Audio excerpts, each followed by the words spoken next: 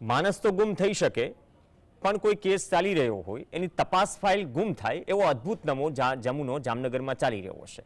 દરેડ BRCમાં જે પુસ્તકો મામલે જિલ્લા પ્રાથમિક શિક્ષણ અધિકારીએ હજુ પણ ગોળ ગોળ જવાબ આપ્યો હતો. ફાઇલ ગુમ થવા મામલે યોગ્ય તપાસ કરવાની ખાતરી આપી હતી. સમગ્ર પ્રકરણમાં તપાસ સમિતિ પાસેથી ફાઇલ ગુમ મામલે લેખિત ખુલાસો પૂછાયો. તો ફાઇલ ગુમ કરનાર સમિતિના સભ્ય વિરુદ્ધ ફોજદારી થશે કે માત્ર નોટિસના નાટક થશે એ પણ જોવું રહ્યું.